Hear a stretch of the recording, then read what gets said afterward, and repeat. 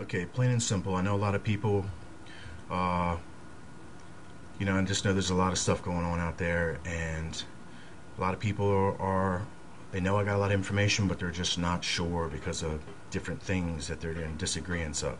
Well, one thing we're in agreement of, Jesus Christ, plain and simple. Something's about to go down.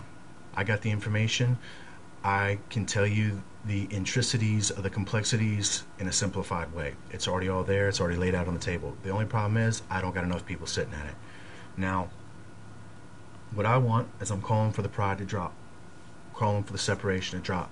I'm calling for the one thing to stand true and remain, and that's our unity and our belief in our faith through Jesus Christ. Okay?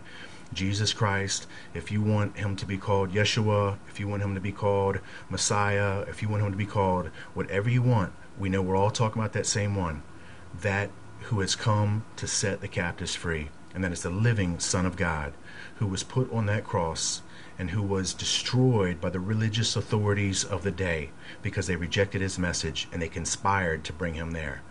That's what we're talking about. Don't matter what way you want to call him.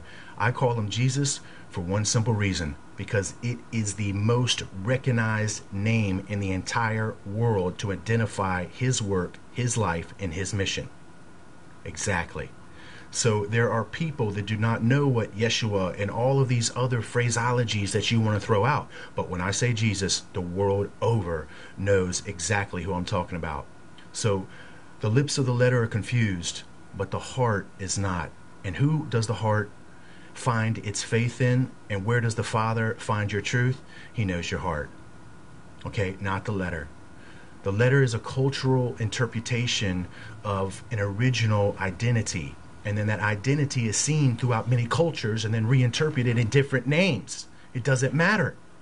Get the name game off your lips and get the real identity and the truth of the highest spirit manifestation this world has ever seen. It's not a man, that doesn't have man's names. And then he is the God not only to this world, but to the billions and trillions of worlds all over that don't speak an English language, that don't speak a Hebrew language. Okay, they don't call him Yeshua. They call him a trillion, billion other things. You're thinking too small.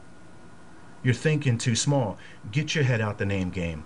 Get your head out of the separation that books and creeds and colors and all these numbers and all these things are separating us. The only thing that's bringing us together at this time is one simple truth, and that is Jesus Christ is Lord and Savior over all.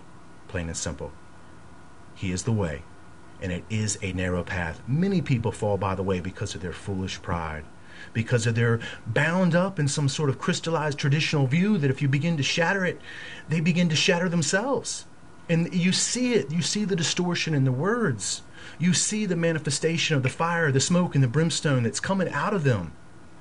And I don't know any other way to reach you than to just show you and to tell you. A rose is a rose by any other name is still just a rose. So it doesn't matter what you call Jesus. The name can't change who Jesus is. It can just change your perception of him. And I see it's changing it. It's changing our perception of the life. The importance is the life that he lived. Okay? And if you want to know, if you want to align yourself with this importance of his death, well, then you're aligning yourself up with the Catholic religion, because that's what they find important. Lo and behold, what do they put on as an idol to look on the wall? The dead Jesus, not the living one. Not the living one. Not the living one. So his power is in the life that he lived, that is being shown to us how to walk it through this valley of the shadow of death, that we are all going to have to trot on by our own feet, but being led by the Spirit the whole way. Please understand, we're the boat, Jesus is the captain. We do the work, he pay the wage. We're riding upon the words of his waters. He's not going to let us sink. But the winds of the world have changed, and they've brewed up a storm upon these waters. So the bow of the boat, which is us, the leaders, the believers in Jesus Christ, we're about to take the most turbulent waves. But all we have to do is trust in the captain who's going to guide us through. And he will bring us to these shores of a perfect, peaceful paradise. All you got to do is believe. I'll be back.